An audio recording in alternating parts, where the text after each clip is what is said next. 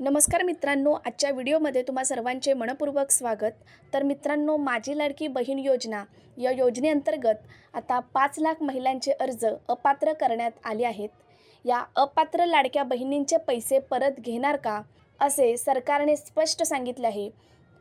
तर काय सांगितले आहे ते आपण या व्हिडिओच्या माध्यमातून पाहणार आहोत। तर व्हिडिओ स्किप न करता व्हिडिओ शेवटपर्यंत नक्की बघा।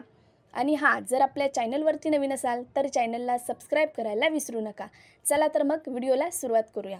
तर मित्रांनो, लाडक्या बहिणीचा लाभ परत घेणार नाही, मंत्री आदिती तटकरे मॅडम यांनी सांगितले आहे। तर कल्याणकारी राज्याची संकल्पना पुढे नेत असताना मुख्यमंत्री माझी लाडकी बहीण योजनेतील लाभार्थ्यांच्या खात्यात यापूर्वी जमा करण्यात आलेला सन्मान निधी परत घेण्यात येणार नसल्याची माहिती महिला व बालविकास मंत्री आदिती तटकरे यांनी दिली आहे। तसेच पात्र महिलांना या योजनेचा निधी देण्यास शासन कटिबद्ध असल्याचेही त्यांनी स्पष्ट सांगितले आहे।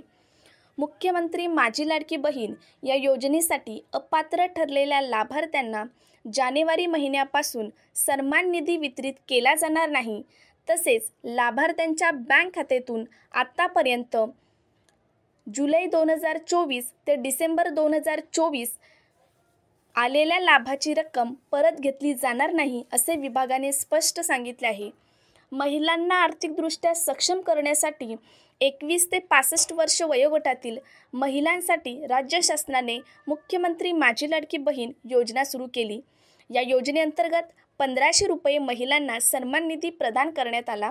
मात्र योजनेच्या निकषात न बसणाऱ्या महिलांनी या योजनेचा लाभ घेतल्याचे आढळून आल्याने शासनाने पडताळणी प्रक्रिया राबवली। या योजनेअंतर्गत पात्र न ठरलेल्या महिलांचा सन्मान निधी परत घेण्यात येणार नसून अपात्र ठरलेल्या महिलांना या योजनेतून वगळण्यात येत आहे। 28 जून 2024 व 3 जुलै 2024 रोजी निर्गमित करण्यात आलेल्या शासन निर्णयानुसार अपात्र ठरणाऱ्या महिलांना मुख्यमंत्री माझी लाडकी बहीण योजनेतून वगळण्यात येत आहे, असे सरकारने स्पष्ट सांगितले आहे। तर मित्रांनो, जर व्हिडिओ आवडला असेल तर व्हिडिओला लाईक करा, शेअर करा आणि सबस्क्राईब करा। धन्यवाद।